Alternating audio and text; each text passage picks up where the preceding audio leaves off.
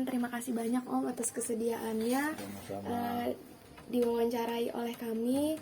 Sebelumnya izinkan kami memperkenalkan diri. Nama saya Stefani Cantika Putri dari Program Studi Pendidikan Bahasa dan Sastra Indonesia, mahasiswa angkatan 2021. Dan ada rekan saya, nama saya Tasya Rahmah dari Prodi Pendidikan Bahasa dan Sastra Indonesia, mahasiswa angkatan 2021 juga.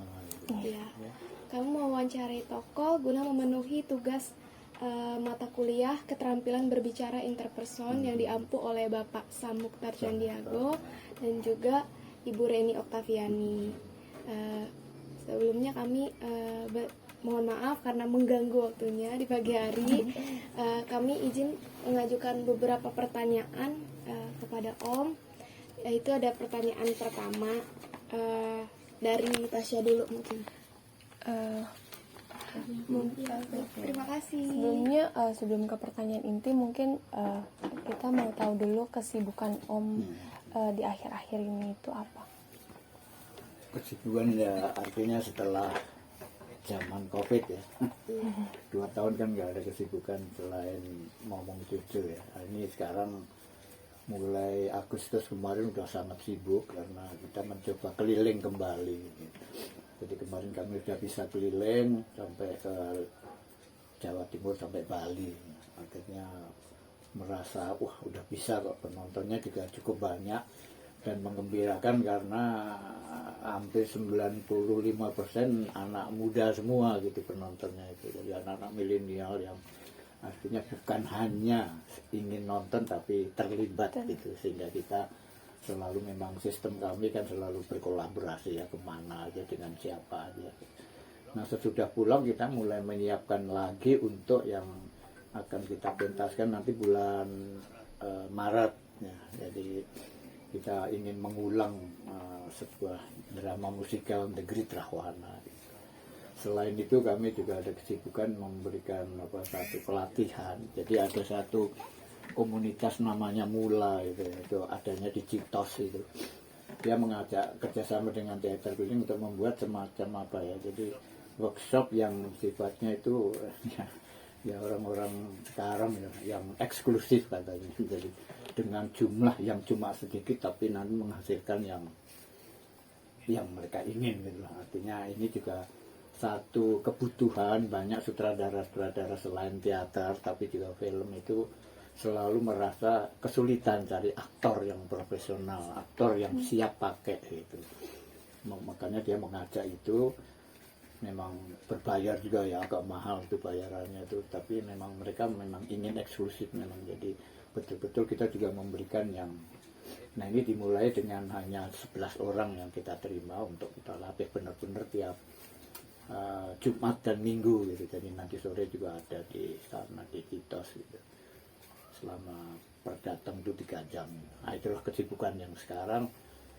Kalau tim artistik kesibukannya itu menyiapkan drama yang untuk Negeri Trahwana nanti, di mana itu akan melibatkan hampir 600 pemain ya. Jadi cukup sibuk. Makanya nanti bentar lagi kan rame tuh, jadi kita ngobrol di sini lah. Selain di base camp kami di Gudang Peluru, lebih ramai lagi lah itu skala kerjaan di sana. Itulah kesibukan akhir-akhir ini yang akan sampai Maret ya. Berarti sudah mulai aktif ya Om, sudah, aktif kembali sudah ya. Berjalan seperti ya. Dulu ya Om ya. Karena sebelumnya pandemi 2 tahun. Wah, dengar puasa itu. Ya mau nggak mau ya, bukan salah kita, bukan salah siapapun ya. Namanya bencana ya. Baik Om, selanjutnya ada pertanyaan yang kedua. Itu saya membaca di biografi yang Om Rudolf pernah kirim kepada saya, bahwa pada saat zaman bersekolah, khususnya di jenjang SMA, itu pernah memilih jurusan teater di sekolah karena ada kegiatan dan juga itu ada kegiatan di belakang panggung. Dan ini sesuai dengan sifat Om yang dimana itu Om memiliki sifat pemalu, dan setiap rapat teater sekolah atau menghadiri undangan itu selalu biasanya diwakili oleh wakil ketua yang berbicara, sebab belum bisa berpidato dan berbicara banyak gitu karena malu dan pendiam ya Om ya, kalau bisa digambarkan. Nah, bagaimana Om Rudolf sendiri bisa belajar teater dan mulai pentas keliling kota di sekitar Solo pada waktu itu, dan bahkan menjadi salah satu anggota dari teater kecil seperti itu Om, mungkin boleh Ya, ceritakan. saya dari kecil memang menurut cerita orang tua saya itu pemalu gitu. Jadi orang yang, jadi kami ada kakak beradik itu ada 7 orang. Nah, saya itu yang paling pemalu, yang lain tuh cerewet gitu. saya sendiri yang enggak gitu. Jadi enggak tahu kenapa sampai akhirnya ketika saya seneng teater itu bukan karena apa ya. Zaman dulu tuh kesenian tuh harus ada di sekolah, itu harus memilih. Jadi itu wajib gitu ya, pelajaran wajib memang. Jadi saya cari apa ya, itu waktu itu di SMP itu. Wah ini teater karena ada tugas-tugas di belakang panggung. Nah, itu kan yang nggak ketemu orang. Saya pilih di situ, jadi milih. Nah suatu hari saya menjadi pembisik ya. Kalau zaman dulu kan pertunjukan itu ada tukang bisiknya yang membisikin yang lupa-lupa gitu. Lalu saya, waduh ini kok begini-gini, terus saya ditunjuk sama ini sutradaranya. Ini yang peran utamanya sakit, jadi kamu harus gantiin. Loh kok saya Pak? Ya kamu kan pembisik, apal kamu kan naskahnya, yang lain nggak apal gitu. Waduh, tapi namanya sama guru kan nggak berani ngelawan ya. Nggak kayak sekarang, kalau dulu takut sama guru. Jadi main latihan, main itu di panggung gemeteran nggak karu-karuan lah, udahlah itu udah pengalaman pertama main drama itu. Dari tapi ketika saya main itu saya merasa enak juga ya, dilihat orang banyak. Kalau pas kalimatnya bagus, wah tepuk tangan. Terus rupanya kenikmatan ditepui orang ketawa itu apa, sesuatu yang berbeda gitu. Saya jadi jatuh cinta untuk ikut menjadi pemain gitu. Tapi ya itu lagi, kembali saya pemalunya ya luar biasa ya. Jadi kalau latihan tuh malu, diem aja gitu. Sampai akhirnya SMA, kok teman-teman di sana itu waktu pemilihan ketua teater di sana kok saya yang dipilih gitu. Karena mereka menganggap kamu main kan kamu udah bagus kok gini, jadi bisa mimpin kata. Iya tapi di panggung bagus, tapi mimpin nggak ngerti, nggak bisa ngomong. Terus saya ngajukan syarat, boleh nggak saya milih wakil ketuanya, saya milih. Boleh kata Pak gurunya. Ya udah, saya pilih teman saya yang cerewet gitu. Banyak omong tiap hari itu di kelas itu, pokoknya kalau ada dia tuh waduh paling guyonnya minta ampun. Tak pilih, mau dia. Padahal dia nggak suka seni itu. Dia olahraga. Jadi eskulnya atau apanya itu olahraga. Tapi mau gitu karena sahabat saya baik. Ya udah jadi diwakil. Jadi setiap ada undangan rapat atau apapun hadiah. Sampai dikenal di Solo ketua teater SMA saya itu dia gitu, bukan saya. Nggak apa-apa buat saya, pokoknya nggak maju. Tapi kalau di panggung, makanya bapak saya waktu nonton dia bilang, "Duh, kamu kok bisa ngomong?" Dia tuh nonton saya nangis gitu. "Kamu kok bisa ngomong?" di panggung. Saya bilang, "Iya Pak, kalau yang hafalan sudah ngomong, tapi sehari-hari tetap susah." Saya bisa ngomong ya kayak begini. Kalian beruntung lah bisa ketemu saya sekarang.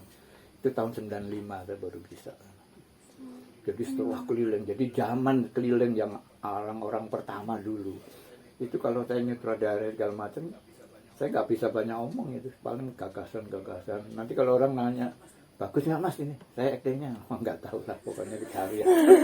Jadi saya nggak bisa nerangin bagus atau enggak gitu. Jadi saya cuma melihat ya kurang enak paling. Terus enaknya gimana nggak tahu, ya, cari.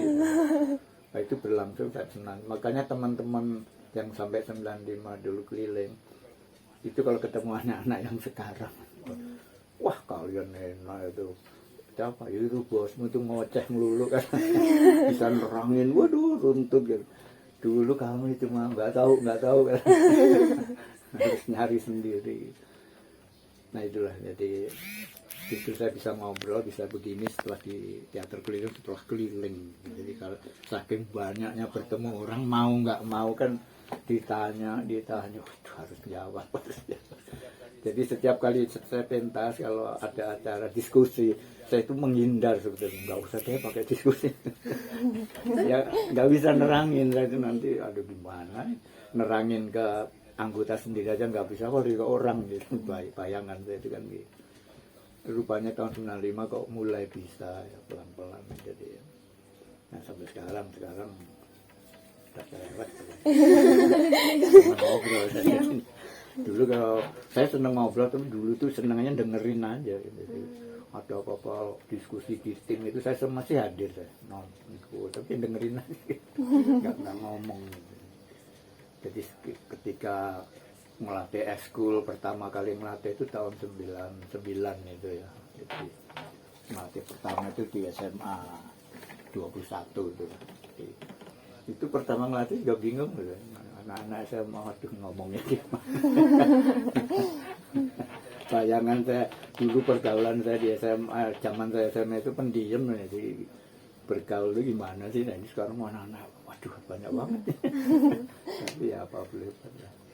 Itu yang sekarang diwarisi. Saya punya anak 2, yang pertama cerewet kayak ibunya ya, yang sekarang mimpin teater keliling, yang kedua kayak saya pendiam, tapi dia ngambil perfilman ya, dia kameramen gitu. Jadi juga kayak saya sejarahnya, memilih sesuatu yang nggak banyak sama orang gitu. Nah kameramen kan nggak banyak omong, bahasa gambar. Itu cerita pemalu sampai malu-maluin ini. Cukup panjang perjalanannya. Jadi setelah melewati berbagai pengalaman berkeliling di kota-kota, dan akhirnya lama-kelamaan akhirnya bisa ya Om, dan juga ada apresiasi dari penonton yang membuat Om jadi oh ya semangat nih, berani untuk berbicara di depan umum. Kesimpulan saya tuh apa-apa itu kalau memang susahnya paksa aja lah, lama-lama bisa. Pasti bisa. Orang tuh kalau udah kepaksa, kepepet tuh ya bisa. Itu salah satu ciri bangsa Indonesia. Kalau udah kepepet itu waduh nggak bisa tuh. Kenapa dulu enggak gitu. Mungkin lanjut kali ya Step ke pertanyaan selanjutnya. Dari yang udah aku baca juga di biografinya Om Rudolf. Om Rudolf itu kan udah mensutradarai teater keliling sejak 1974 ya Om, Ya. hingga sekarang, dan telah menyutradarai lebih dari 100 naskah. Nah, yang aku mau tanyain, apa yang menjadi motivasi terbesar Om untuk berkarir dan berkiprah di dunia teater Om? Saya ini umumnya orang Solo ya, saya orang Solo ya. Jadi orang Solo seneng keluyuran. Jadi kalau di Solo itu zaman saya dulu ya, sekarang juga kelihatannya kembali lagi. Anak SMP itu kalau sudah jam 7 malam, kalau pengen ketemu jangan ke rumahnya, itu nggak akan ada gitu. Jadi malam itu keluyuran di warung-warung. Jadi kalau mau nyari ya ke warung-warung. Solo kan kota kecil, nggak ada di sini ya gampang lah nyarinya gitu. Dan belum ada HP kan, jadi harus nyari. Gitu. Keluar cari. Jadi, nah sifat keluyuran ini yang kebawa gitu. Kalau Pak Jokowi istilahnya apa, blusukan itu. Kalau orang Solo ya iya itu orang Solo memang senangannya mau kemana-mana yang belum pernah itu malah senang. Gitu. Nah ketika di SMA waktu kita mulai bikin teater, itu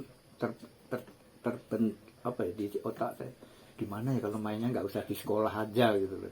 Sekolah di Solo antar SMA, lama-lama keluar kota yuk, nah ke Wonogiri lah, ke ini, ke Jogja, ke Klaten, nah gitu-gitu juga.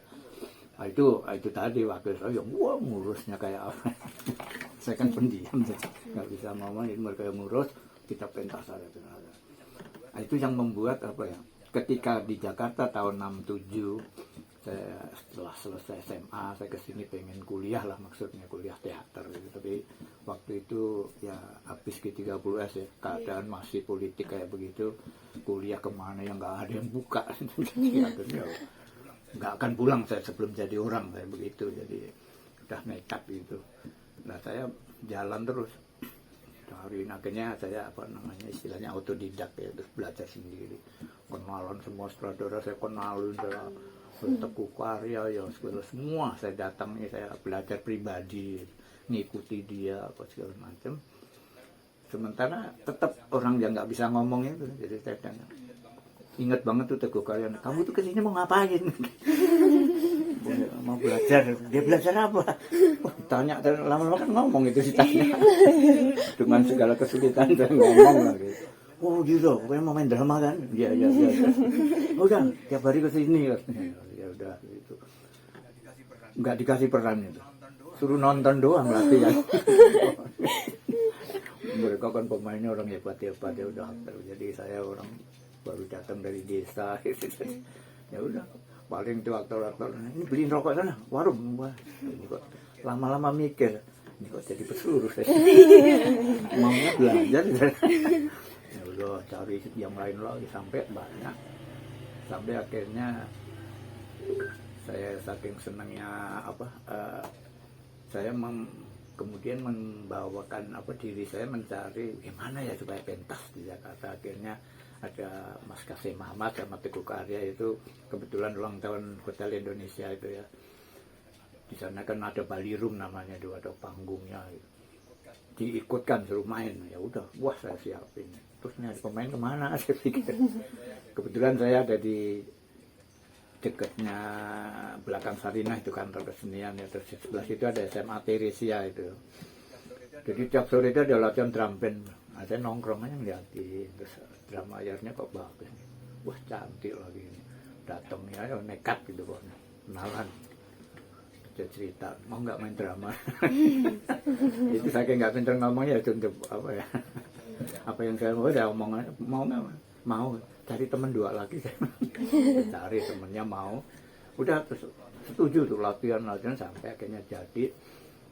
Waktu pertunjukan tuh disalami macam-macam, saya kan kaget ya, orang-orang bintang-bintang, gemeteran aja disalami.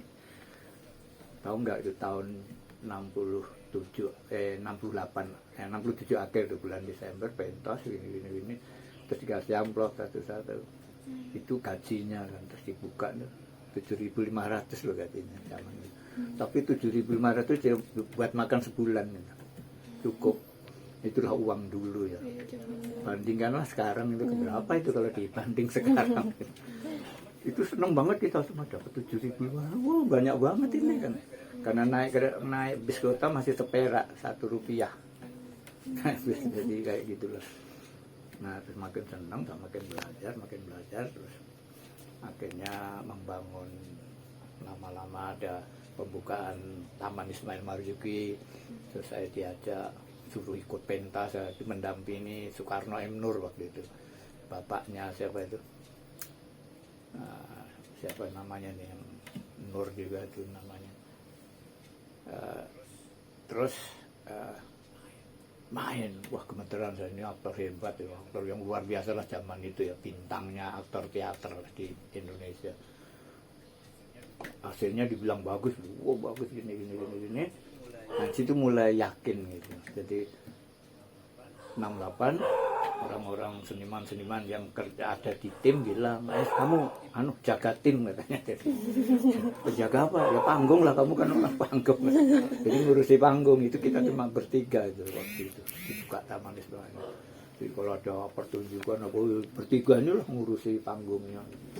Sampai selesai, makin banyak pekerja lagi tamannya tahun 74. Nah itu saya kok terusik gitu loh ya, senang keluyurannya.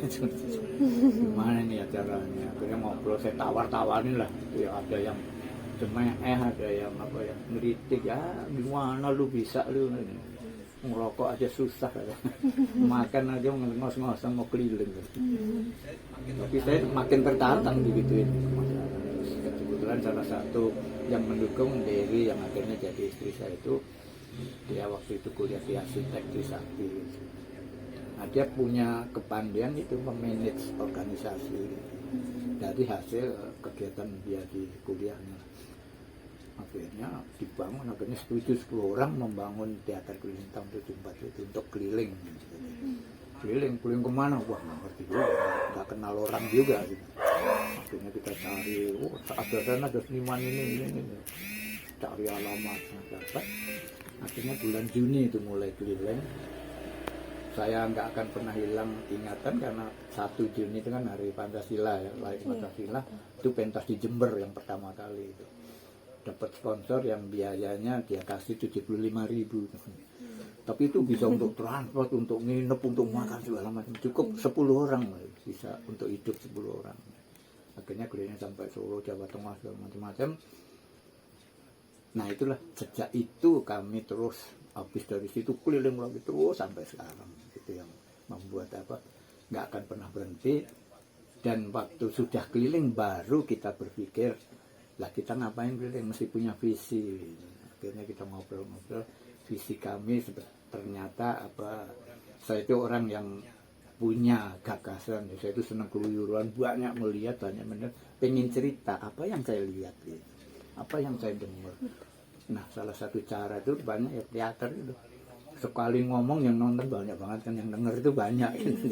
Itu tempat yang paling bagus lah buat saya untuk menyampaikan apa yang saya pengen sampaikan dari apa yang saya lihat, saya dengar.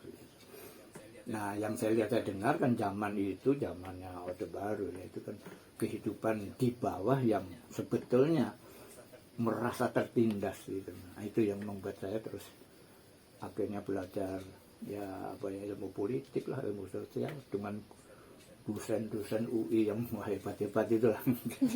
Yang sampai mereka senang. Jadi visi dia yang tentang politik malah disalurkan ke kita untuk digarap di teater gitu. Ya udah cocok. Sampai ngelatih di UI itu, di sastra itu 3 tahun saya di sana. Kan itu tahun 96 ya, 96, 97 sampai 98. Itu masih Sapardi Djoko Damono dulu yang jadi dekannya. Latihan tahun pertama, terus yang kedua itu dia bilangnya, Ruth ini waduh mahasiswa kok melempem, ini keadaan politik udah waduh ngeri, terus racun nih supaya berontak. Akhirnya jadi teater, oke cocok lah bilang. Terus itu latihan tuh tiap hari ya, latihan ini begini sambil dimasukkan pelan-pelan gitu. Akhirnya anak-anak sastra itu yang mulai menjadi pidato di kampusnya UI sana loh. Aduh, mulai begini, mulai banyak yang tertarik. Terus, tapi yang saya sendiri ketahui setelah selesai acara gini terus bukan dia nanya isinya, dia ngomong tapi sudah bagus nggak saya actingnya. Wah kamu itu disuruh ini kok malah acting ya, dia belajar teater ini panggungnya kan. Bagus no. Buktinya nanti ya kalau sampai ada perlawanan entah itu dari manapun itu bagus lah berarti. Akhirnya mereka belajar. Jadi isinya pelajaran teater itu akhirnya tiap hari ada yang bawa tulisan. Ini bagus nggak? Coba dibaca. Akhirnya mulai terus ini tuh, muncul tuh pengamanan tuh tentara. Akhirnya UI itu kan dikepung tentara. Berapa kali saya pulang ngelatih itu panggil. Ngajarin apa sih? Dulu kalau lihat tentara kan deg-deg, dipukul ini, kalau salah ngomong waduh ditendang dia, waduh. Sekarang tentara bisa lapor, dulu mana ada ya. Salah hilang malah. Oke. Ya udah gitu. Jadilah tahun 98 kita pentas ya.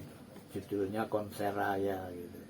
Jadi itu saya punya yang nulis saya sendiri, isinya itu cuma bercerita tentang sebuah kekuatan yang dia nggak pernah dialog itu tokohnya, duduk aja di tempat yang tinggi, tapi tiap pemilu dia kepilih aja gitu.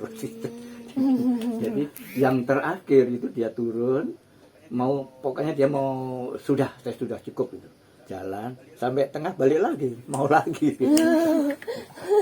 Tapi karena kita banyak nggak diucapkan secara verbal ya apa yang ini akhirnya ada satu ya agak pejabat ya nanya, ini sudah lulus sensor enggak sih?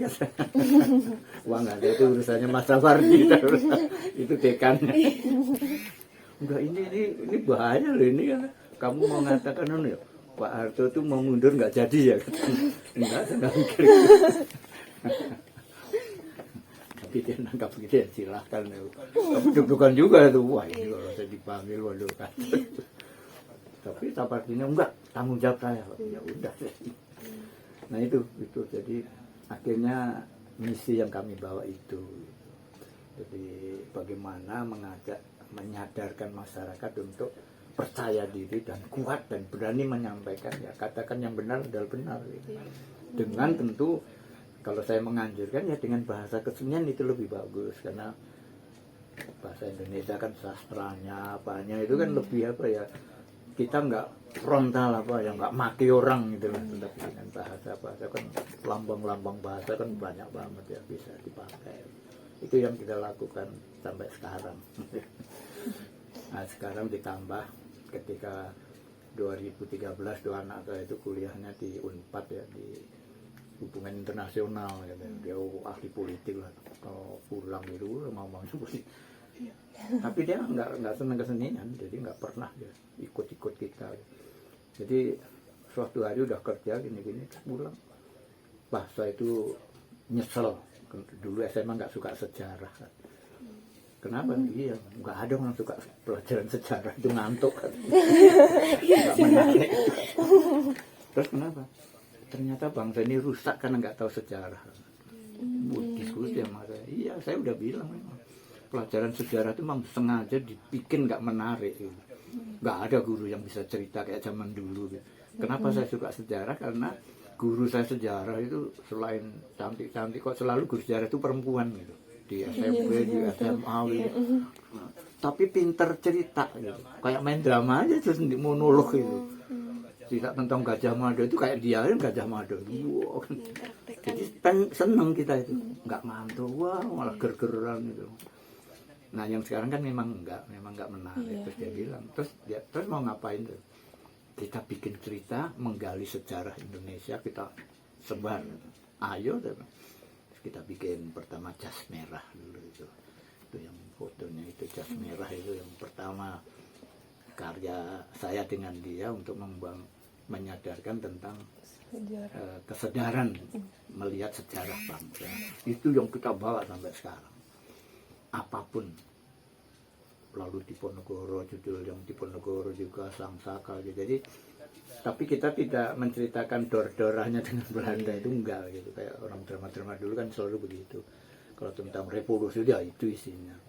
Jadi kita misalnya Sang Saka itu kita nguliti Sang Saka itu apa sih? Oh merah putih itu apa? Itu yang kita. Jadi orang lebih selama kita bawa keliling Sang Saka, jas merah itu selalu penonton itu nangis itu. Saya pikir mungkin orang tua yang pernah ngalami zaman perang bisa gitu merasakan terus nangis. Ini anak-anak muda nangis. Anak-anak SMA itu yang nonton bawa gini lama-lama turun gak tuh HP malah nangis gitu. Ada cerita gitu, waduh. Saya banyak tulisan-tulisan dari mereka kan catatan awal selalu itu. Jadi depannya ger-geran, nanti belakangnya nangis. Gitu. Jadi ada itu misi kita itu menyadarkan bahwa mereka nggak tahu kan siapa orang berjuang kayak apa dulu, tapi menghormati perjuangan gitu. Jadi kan selalu lewat drama itu saya nanya, lah kalian muda-muda dulu yang berjuang kan muda juga, lah kamu muda ngapain selama ini. Itu yang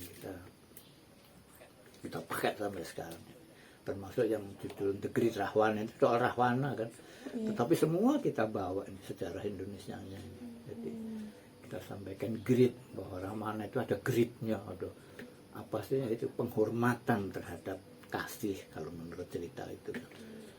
Dasamuka dia namanya kan Dasamuka, dan Dasa itu 10, mukanya 10 itu Rahwana gitu. Dan itu jahat semua gitu. Masa sih nggak ada kebaikan, itu yang kita cari. Akhirnya ketemu kok dia itu menghormati kasih gitu. Makanya dengan Sinta itu bukan berarti dia hanya soal Sintanya aja sebagai wanita, itu enggak, tapi bagaimana dia tidak mau megang aja nggak mau sebelum dia menerima apa yang dia yang namanya kasih itu. Nah, itu yang luar biasa dari seorang Rahwana. Jadi kita hanya ingin jangan mudah dong menjudge orang itu kalau udah kayak gini, oh jelek, wah ini hoax, ini wah, ntar dulu lah, orang itu belum tentu kelihatannya jahat, tapi siapa tahu dibalik. Itu aja yang kita coba untuk menghindari. Udahlah jangan berantem melulu lah, udahlah ya kita bangun bangsa ini loh, itu yang kita bawa sekarang. Itu kira-kira kepanjangan ceritanya. Menarik banget ya. Artinya pasti banyak banget hal-hal yang terjadi sebelumnya gitu yang membuat Itu yang Om membuat. terus memotivasi itu pastinya. Oke, lanjut ke pertanyaan berikutnya Om. Ada banyak sekali penghargaan yang sudah Om dapatkan baik di tingkat nasional maupun juga di tingkat internasional. Itu salah satunya pernah mendapatkan penghargaan sebagai aktor dan sutradara dari dalam dan luar negeri. Nah, apa saja tips dari Om Rudolf nih agar bisa mengukir prestasi bahkan bukan hanya tingkat nasional tapi ke tingkat internasional gitu? Itu jadi pengolah mindset kita. Orang itu kalau sudah punya mindset tertentu ya, misalnya kayak tadi yang saya ceritakan panjang lebar ya, mindset saya kan itu. Jadi setiap ketemu orang yang saya omongin ya itu, baik sehari-hari maupun beruntung saya udah bisa ngobrol, jadi kemana pun ya, naik bis kota atau apa ngobrol sebelah tanah, nanti ngobrolnya sampai ke situ juga.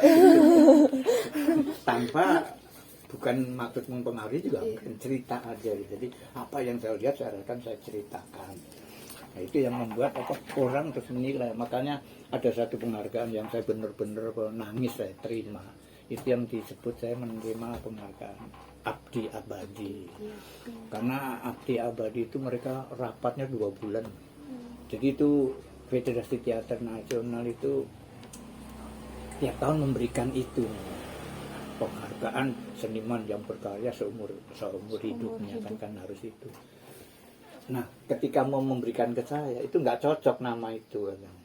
Wah, apa ya nama khususnya ini? Terus ketemu Abdi Abadi itu yang yang di sini kan. Ini pialanya ini yang waktu saya nerima ini yang saya nangis ya. Apa ya? Waduh, saya kok jadi terima kayak gini. 2016 Om. 2016 itu jadi, dan mendengar ceritanya sampai mereka 2 bulan mencari nama itu kan ini berarti mereka sungguh-sungguh ya memberikan penghargaan kepada saya. Jadi artinya ini yang pertama kali lah ada penghargaan bernama Abdi Abadi. Terus sesudah saya ada itu 2 tahun kemudian apa itu Ibu Umariati Siombing itu juga karena dedikasinya pada teater ya seumur hidup juga gitu, sampai sekarang masih ada juga sih, tapi udah umur 80 berapa, udah lebih tua dari saya. Dan sesudah itu belum ada lagi yang dapat begini karena memang dedikasi seumur hidup yang itu syaratnya gitu. Nah, saya memang seumur hidup kerja itu cuma pertama ya kerja di tim itu 4 tahun itu 68 sampai 74. Sesudah itu sampai sekarang nggak pernah saya kerja lain, cuma ini. Bahkan sampai bisa meluluskan 2 anak saya itu, saya kadang-kadang absurd hidup saya ini. Penghargaan itu akan didapat siapapun dari manapun, asal kita memang benar-benar memiliki satu mindset atau satu passion yang memang punya andil, punya efek, punya terhadap banyak orang. Nah, itu kan bukan kita yang nilai, masih orang lain yang melihat, yang bisa ini. Nah, itu yang membuat sampai jadi saya dikenal sampai sekarang di teater ya, di lingkungan teater itu Pak Sam tahu. Rudolf Puspa ini orang teater yang suka melawan pakem. Teorinya gini, itu dia lawan semua. Pak Sam itu kalau udah ketemu apalagi yang kamu lawan ya? Itu pertanyaan pertama. Ya, jadi berani, artinya berani untuk menerima perubahan. Hidup ini kan terus ya berubah. Teorinya mungkin bagus yang lama dulu, yang teori teater dan apa, tapi sekarang keadaan sudah begini. sekarang orang main drama kan semua udah nggak pakai naskah ya Bu. Bacanya pakai. Anak milenial itu paling lama 2 minggu itu udah hafal kok. Jadi kalau latihan berbulan-bulan terus hanya sama aja, bosen gitu. Nah saya kan harus menciptakan gimana ya latihan yang nggak membosankan, yang menyenangkan, yang terus berpikir terus ya, itu akhirnya yang membuat teater keliling bisa bertahan gitu. Pemain-pemainnya itu selalu bertahan lama gitu.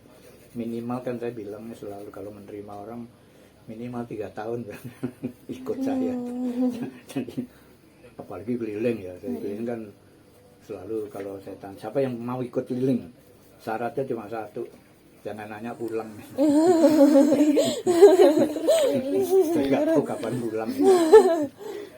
Beda dengan yang generasi kedua ini, mereka lebih manajemennya lebih tertata, jadi bisa diatur semua, yang tahu kapan pulang. Kalau yang dulu enggak, saya nggak pernah tahu kapan pulang.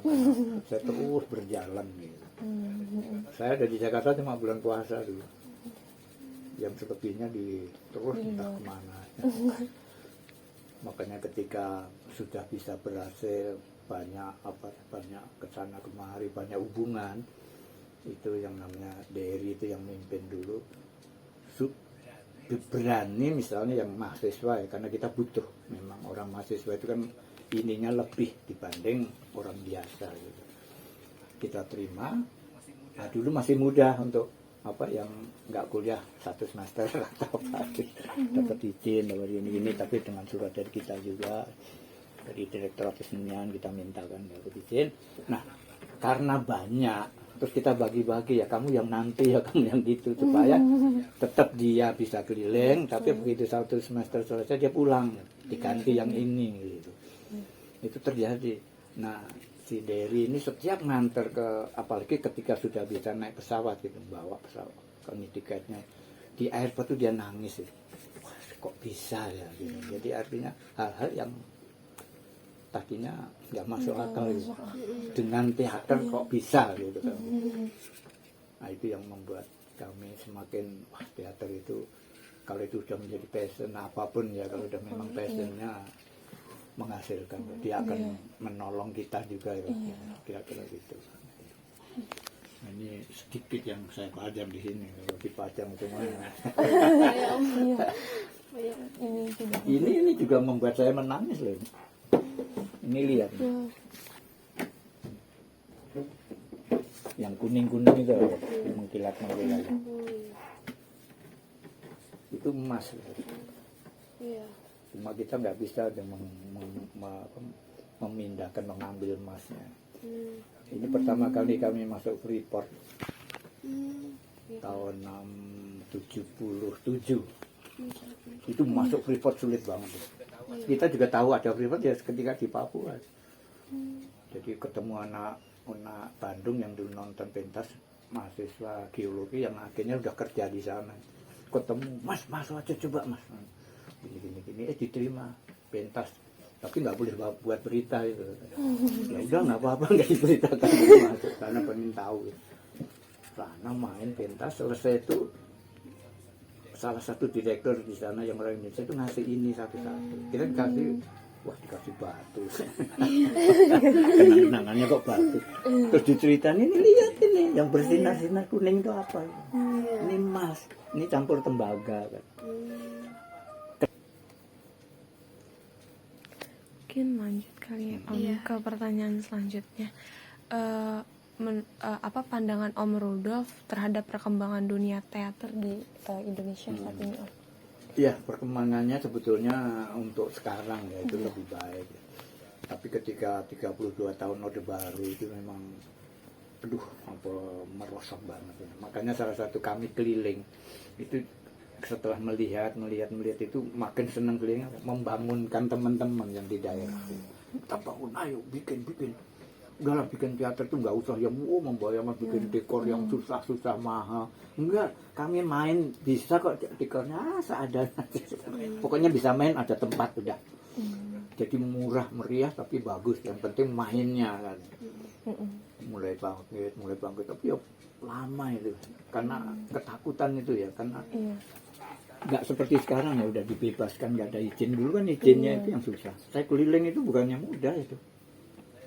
Saya harus kita harus nyebutkan ke kota mana aja, ketemunya siapa. Wah, naskah 30 halaman gitu. Nanti pulang dicoretin kan ini nggak boleh, ini tinggal 8 halaman. Bayangin lah udah di pertunjukan 2 jam terus sekarang tinggal 8 halaman, ini bagaimana? Akhirnya kita akali bikin naskah itu ya ditulis yang bagus-bagus aja lah. Kira-kira mereka ini mesti nggak apa-apa nih. Misalnya tokoh ya, salah satu contoh, ada tokoh namanya Soeharto, itu nggak boleh karena ini mau nyindir Soeharto ya gitu. Jadi apapun yang namanya ada mendekati Soeharto, mendekati Buti, mendekati anaknya segala macam itu nggak boleh. Padahal anaknya sekian, udah ini semua nama nggak boleh. Emang yang punya nama itu cuma dia ya. Nama Soeharto kan banyak banget. Hanya kayak gitu tuh cuma menyusahkan kita. Jadi apalagi ke luar negeri, dulu sulit ke luar negeri. Buat anunya itu. Makanya ketika kami ikut festival di Romania itu kaget, orang duta besarnya kaget. Kok kamu kok diizinkan tuh gimana ya? Ini kan negeri sosialis katanya. Dan sekarang sudah merdeka bisa berdiri sendiri ya, tapi sifat sosialisnya kan nggak hilang, belum kapitalis kan. Kok bisa? Ya nggak tahu, kita ya pokoknya ngikuti aturan. Itu 1 tahun ngurusnya itu, bukannya sebulan 2 bulan sampai dapat izin gitu. Nah itu yang, tapi ya nekat aja pokoknya segala. Makanya dulu semua kementerian kita datang, kita kenalan baik-baik gitu. Sehingga kalau ke daerah itu kalau ada surat rekomendasi atau apa, isinya nggak penting, tapi ini cap kementeriannya itu kan ada garudanya. Pokoknya ada ini, Pak. Wah, dari pusat. Dia pun bikin rekomendasi ke bawah kan, kalau gubernur ke kantor wali kota bupati, nanti ke bupati dia ke kecamatan, camatnya ke lurah-lurah, aman jadinya gitu. Tapi prosesnya kan tahunan itu, bukannya sebentar gitu. Jadi dengan sekarang punya kebebasan yang terbuka ya, jadi mulai 99 itu masih seret gitu. Itu eskul teater mulai tahun 99 itu ada di SMA. Itu pun juga syaratnya minta ampun itu, waduh lama. Terus udah jalan mulai, saya dulu sampai bisa ngelatih 15 SMA itu di Jakarta ini. SMA apa 72 tadi, tapi nggak jadi itu, akhirnya 75 itu. Terus 75, 92, 115 itu kan utara semua itu. Yang anak-anak Priok, waduh ya itu. Nah, kerjanya kelahi. Tapi gurunya cuma pesan mudah-mudahan dengan mau berteater mereka mulai ini gitu, menurunkan tensi pengen berkelahi itu antar SMA. Wah, itu ya susah juga ya. Tapi yang dicoba. Justru yang masuk teater itu memang mereka malah tukang nakal yang Tapi dari itu saya punya kesimpulan mereka itu sebetulnya butuh ruang untuk ini loh. Dia sendiri nggak tahu kenapa dia mau teriak, mau ini, mau kan. Nah, nama SMA ya. Politik tertutup, ini segala sosial juga tertutup, tinggal itu nggak tahu apa-apa, tapi rasanya apa sih ini yang mengganggu mereka juga. Kebebasan apa sih ini. Dengan teater kita latihan rasa, latihan ini tuh mulai itu sampai program rasa gitu. Ayo ucapkan apa yang kamu cuma itu, maki-maki guru, saya keluar dari ruang dan ada guru enggak. Wah, nanti kan dituduh apa. Tapi enggak saya tahan, soalnya udah itu biarin aja, meluapkan gitu. Selesai, senang ya. Jadi main bagus-bagus ini. Sampai ada anak STM di Bekasi itu, mereka juga ngelatih ke sana. Itu ketua banditnya STM itu lah, tukang bekelayan. Masuk malah. Nah, mulai latih olahraga, kok enak ya ini, kok enak. Lama-lama itu sampai sekarang dia. Jadi pemain saya yang waduh hebat banget ya, mainnya bagus, ini bagus. Dedikasinya untuk teater itu waduh hebatnya. Jadi saya yakin kok teater ini kalau dibuka aja sebetulnya itu sebuah ruang katarsis ya. Katarsis apa aja lah. Mungkin problem di rumah, mungkin problem di sekolah, mungkin segala macam ya. Udah akhirnya sampai berapa tahun? Hampir 3 tahun kok. Stop sampai setelah HTI dilarang, ini dilarang, itu mulai lagi. Ini sekarang sudah mulai lagi. Habis COVID ini mulai mulai latih lagi di 26, di 59 lagi, 53, 21 ya udah minta lagi gitu. Kembali lagi untuk menghidupkan teater di sekolah. Nah melihat ini saya yakin kok kalau ini jalan bagus ya. Semua itu dari pendidikan. Kalau sekolah bisa menerima kegiatan seni apapun ya, terutama kalau saya berharapnya kan teater ya, itu jalan. Itu kita kan melatih bukan hanya untuk menjadi pemain kan enggak. Paling tidak dia menyenangi teater gitu. Minimal jadi penonton gitu. Jadi kalau ini sudah kebutuhan ini hidup ya teaternya akan hidup gitu. Nanti jadi nonton lama-lama wah pengen juga nih. Syukurlah jadi kita bisa terus beregenerasi terus gitu. Semua grup teater yang paling sulit kan beregenerasi. Makanya kami disebutkan satu-satunya teater yang bisa beregenerasi gitu. Jadi ganti pemimpinnya, ganti semua-semuanya. Itu pun ya setelah saya udah lansia baru berganti ya. Tapi ya nggak apa-apa. Dia juga akhirnya bisa memimpin sampai sekarang jalan bagus gitu. Artinya lebih bagus lagi lah.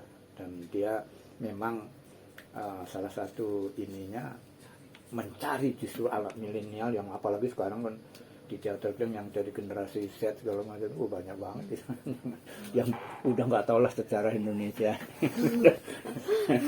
Tapi bagus jadi kita ngobrol kita ini pelan-pelan tertarik, apalagi kalau udah saya cerita tentang peristiwa G30 yang saya dulu itu waktu bikin film sesudah G30 tapi yang Jakarta 66 itu dipanggil Arifin untuk menjadi, dia bilang saya nggak akan nyuruh kamu main film, saya tahu kamu nggak mau. Ini meneliti sejarah 66 itu kan. Kamu kan senang sejarah, wow senang saya gitu. Jadi saya itu punya kumpulan banyak banget sejarah tentang peristiwa 64 sampai 67 itu. Itu susah tuh nyarinya karena di mana-mana nggak ada itu bahan itu dicari. Akhirnya dapat ini jadi harus datangi orang-orang yang beneran terlibat dulu gitu. Jadi, baik yang dari yang positif negatif semua saya kumpulin sepanjang 4 tahun tuh saya mencari itu dapat. Nah itu makanya kalau saya cerita itu mereka senang, kok nggak pernah dibuka ya cerita kayak gitu ternyata ya peristiwanya. Nah siapa yang berani buka sampai sekarang ya presiden yang sekarang aja belum berani buka yang benar. Ngeri kan, sementara Amerika udah buka loh kan. Kamu kalau datang ke duta Amerika bisa tuh baca peristiwa bahwa itu semua keterlibatan Amerika itu ada di Amerika aja ngaku. Jadi semua itu hanya keterlibatan mereka karena itu tadi Freeport itu dia meminta ke Bung Karno nggak mau. Dia malah ngirim anak-anak Indonesia kuliah di luar, rencananya pulang gali sendiri gitu. Dijatuhkan akhirnya ganti ini begitu jatuh dikasih Freeportnya. Tapi dia jadi presiden kan gitu soalnya. 32 tahun kan kaya raya gitu. Nah ini kalau mau dibuka itu kan apa ya? Banyak yang terlibat. Banyak yang masih hidup terlibat gitu. Jadi walaupun nggak diapa-apakan ya, tapi kan kasihan apa ya, secara psikologi kan. Wah saya itu kaya karena itu kan ganggu dia sendiri. Nah ini pinternya bapak saat ini ya udahlah didiamkan aja.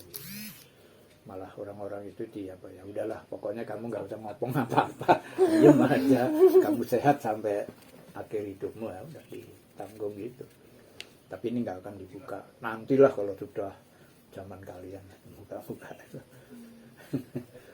Saya banyak itu dulu digeledah selesai bikin film itu. Karena janjinya yang saya tanda tangani selesai mengerjakan film ini sudah gini semua harus dibakar itu data yang saya dapat. Dan saya mikir data sejarah kok dibawa nyarinya. Saya titip sama orang Perancis teman saya. Jadi ketika saya berbeda gini bersih saya nggak ada nih tapi mesti titip kamu enggak titip. Sampai deg-degan juga. Itu kira-kira perjalanan yang membuat saya punya keyakinan kok bisa kan. Sekarang udah kelihatan tiap hari kalau baca di medsos ada pentas di sana di sini dan anak muda gitu. Bahkan banyak yang saya datang saya lihat itu anak muda yang nggak punya ini juga latar belakang dia berkesenian teater yang hebat itu yang enggak. Tapi punya keberanian hanya karena ngelihat kok bisa saya. Karena nggak tahu mau kemana gitu. Ini kan kelemahan teater Indonesia kan itu. Belum tahu kita itu mau kemana sih, kiblatnya itu kemana sih gitu. Nyari kiblatnya kan susah. Makanya teater ini membuat ini tuh selalu penuh.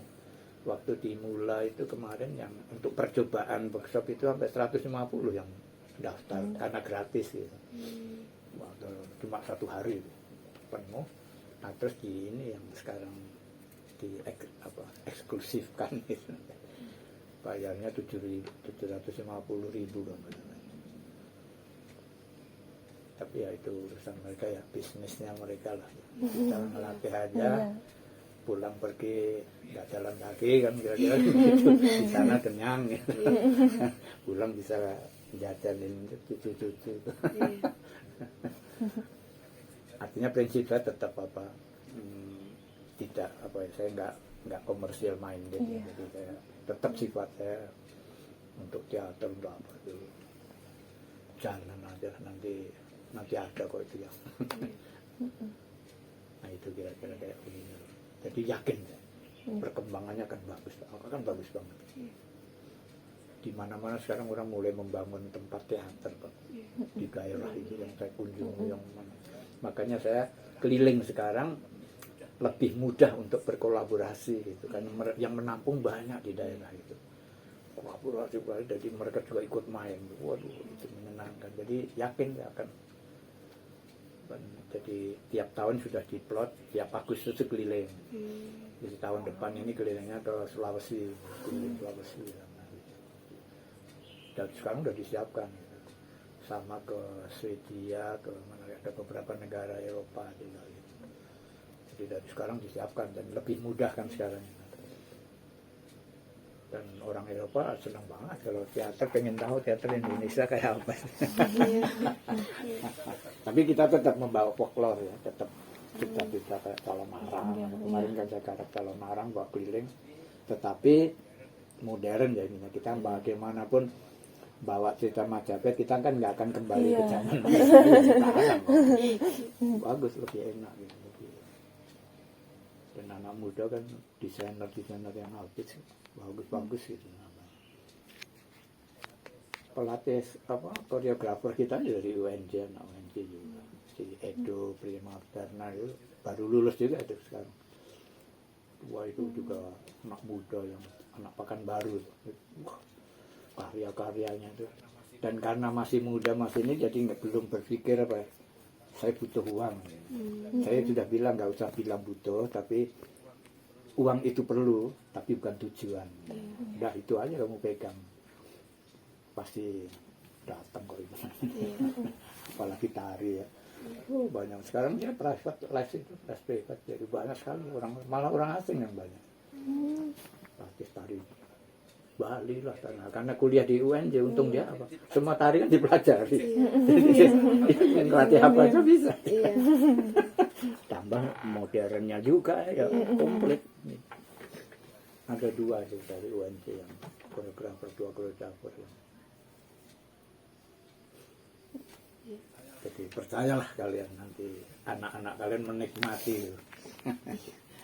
Pasti ya, berarti seiring waktu pasti berkembang ya Om. Iya, makin berkembang. Apalagi dunia itu kan perubahannya cepat terus ya. berubah. Iya. Semenjak digital makin ini itu kan waduh gila itu. Kayak handphone aja coba tiap berapa bulan ada yang baru. Masa kita masih mau mikirin yang kalah nanti kalau tetap beradaptasi juga ya Om ya. Teater itu ya, setiap kami ikut festival di luar negeri, kita itu selalu dibilang, oh ini 30 tahun yang lalu. Itu makin kita menggali Indonesia banget jadinya. Udah jangan pakai pakem, mereka kalah memang. Nah, itu mereka begitu kok. Saya malah gini, malah saya ciptakan panggungnya dengan obor, dengan inilah. Mereka pakai api gitu. Nah itu yang, tapi itu di sini kan biasa kayak kecap di Bali kan memang api. Tapi modern ininya, jadi kostumnya tetap kostum dari aslinya, tapi ya dimodifikasi kan. Nah, itu yang menarik sekarang. Jadi waktu terakhir saya ke festival yang di Romania, mereka bilang, nah sekarang udah enggak 30 tahun lalu. Sakit saya dibilang dia. Kita latihan lama. Terus itu saya sadar, udah jangan pakai yang barat-barat deh, pakai Indonesia sendiri deh. Ternyata kaya banget. Tetap membawa budaya Indonesia tapi dengan cara yang modern. Iya, yang ini kita kan mau nggak mau kan udah modern, udah sekarang. Bahkan harus sudah mulai melihat ke depan kan, supaya tidak kegerus mereka. Waduh. Iya benar. Mesir aja ya, Mesir itu di Kairo itu 47 gedung kalau nggak salah. Itu tontonan teater yang kunonya luar biasa sampai yang masa depan yang kita nggak ngerti itu ada di Mesir. Itu yang saya juga kaget. Bayang aja kan Mesir itu negeri Islam, negeri ini kan. Katanya teater yang full telanjang itu ada di. Saya sempatkan nonton ini. Orang Mesir main telanjang ini kayak apa ini. Jadi ternyata isinya bukan orang Mesir asli yang main. Karena peraturannya nggak boleh. Tapi kalau dari luar boleh. Jadi aktor-aktornya ngambil dari luar. Itu hebatnya gitu. Itu Kairo ya, artinya negeri yang kayak begitu. Atau bisa mengikuti zaman yang sampai luar biasa. Gitu. Nah, saya yakin di sini mestinya lebih. Kita punya materi yang kaya banget. Sekian provinsi itu berapa itu? Kesenian tradisinya. Dari kostum aja, kalau udah lihat Indonesia kostum ini, waduh macam-macam. Udah. Mestinya desainer kostumer tuh udah lihat itu aja udah wah ini diapain dia. Itu yang kita lakukan. Jadi kostumer saya dari orang Salatiga itu. Itu selalu menggali terus ini negeri Rahwana, wah Rahwana, Ramayana, wah dipelajari semuanya. Dapat satu hasil karya dia yang ditonton anak sekarang, wah mesti nyatu gitu. Jadi hebat tuh. Jadi yakin lah kita, saya yakin. Berkembang. Baik, mungkin pertanyaan terakhir ya Om ya. Ya. Dari saya, mungkin ada pesan yang ingin Om sampaikan kepada generasi muda mungkin yang ingin terjun ke dunia teater atau yang bahkan sudah berkecimpung di dunia teater atau bahkan yang generasi muda yang baru memiliki keinginan nih untuk menyenangi teater atau ingin menjadi sutradara teater. Ya. Pesannya untuk Sebetulnya generasi pesan yang paling besar itu satu ya. Jadi mulai sekarang itu anak-anak muda itu pengen saya ya, kepengen saya. Jangan tabu melihat ke belakang. Jadi tetap lihat belakang itu dilihat, pelajari ini. Tapi kamu harus sadar bahwa kamu itu hidup sekarang. Di belakang ini kamu hidup sekarang, kamu kuasai juga sekarang itu kayak apa. Ketika ini sudah mencampur menjadi saat ini, lihat ke depan. Jadi semua karya ini untuk ke depan. Jadi lihat ke belakang, sadar hari ini, lihat ke depan. Saya yakin ya anak-anak sekarang itu lebih terbuka gitu. Dengan perubahan ini kan mereka lebih terbuka. Kalian sendiri kan lebih terbuka untuk perubahan. Jadi apa ya? Udah masanya lah kita itu meninggalkan apa? Oh ini nggak boleh ini apapun ya, entah itu alasan ya yang agak sensitif keagamaan ya. Apakah itu alasan budaya, alasan warisan dari zaman dulu. Kalau mendidik anak tuh begini. Nah, itu kayak anak saya yang kedua itu kan didik anaknya itu apa ya? Saya sendiri juga pendidikannya memang begitu ya. Jadi anak saya kan makanya lucu tuh cucu saya yang di sini. Dia suatu hari itu mimpi. Jadi bangun itu nangis. Jadi bapaknya, "Nek, kenapa kamu nangis?" Dia nggak mau cerita. Terus sudah siang dia cerita. Dia ngomong sama bapaknya. Dia cerita katanya yang nggak ada katanya hilang, aduh gimana. Terus ditanya, kamu sayang banget sama Eyang, kenapa begitu sayangnya? Iya di rumah ini satu-satunya nggak pernah marah tuh Eyang. Dan rupanya cucu yang lain sama dia, makanya tiga cucu itu deket banget sama dia. Apa ya? Kalau kamu masuk ke teater link juga itu nanti yang kedengaran. Jadi ini sutradara nggak pernah marah loh. Tapi memang saya apa ya, saya memang nggak pernah marah, saya malah nggak tahu marah untuk apa sih marah. Saya lebih seneng guyon, lebih apa ya. Jadi kalau saya misalnya mau kritik yang ini yang apa itu dengan guyon gitu, bukan dengan kemarahan. Lucu gini, tapi nanti ada celetukan ini lucu tapi bener ini. Jangan-jangan sih marah ini. Enggak, marah Pak. Jadi itu yang membuat apa saya yakin ya kalau teater atau apapun lah ya, kalau pemimpin itu tidak emosional, itu negeri ini cepat mati. Jangan emosional deh, jadi anu aja lah, terutama yang sudah berumur ya. Jadi udahlah, kekuasaan itu kasih aja yang muda-muda banyak kok. Itu lulusan tiap tahun itu berapa sih sarjana yang lulus di Indonesia? Berapa ribu kan itu per ini jurusan apa aja ada kok yang lulus. Jadi saya yakin kalian lah nanti yang harus apa. Makanya saya senang ya di teater saya sudah regenerasi. Saya bilangnya mendadak ya, karena saya nggak pernah nyiapin, karena saya selalu lihat grup pemimpinnya mati ya grupnya mati. Rendra mati, bengkelnya ya mati juga. Teater kecil tempat saya dulu belajar, Arifin meninggal, udah mana ada teater kecil. Jadi teater populer tuh Teguh Karya meninggal, mana teaternya mati. Sehingga ketika saya mikir, wah teater keliling, udah nggak usah mikir generasi. Saya nggak ada salah. Biasanya anak saya begitu, wah terjadi gitu ternyata ya. Ya itu Tuhan bekerjanya kan misterius ya, kita nggak tahu. Kita cuma doa aja ya, diberi atau enggaknya nggak tahu. Entah sekarang, entah besok, entah nanti ya. Itu punya keyakinan semacam itu. Terjadi sekarang ya udah seneng saya jadi waduh gitu. Walaupun sering bertengkar kan sama ide, karena ide anak sekarang dengan ide saya kan udah jauh beda. Tapi saya banyak belajar jadinya. Oh iya ya. Jadi sekarang saya punya asisten 2, yang satu penterjemah dari otak saya ke anak-anak generasi Z ini. Mereka dengerin gini, saya tanya, kamu ngerti nggak? Tahu apa? Enggak. Karena iyanya tuh pelan-pelan nganggur. Tapi seneng dan yang gini, akhirnya ini yang terjemahin. Oh maksudnya ini loh. Oh itulah.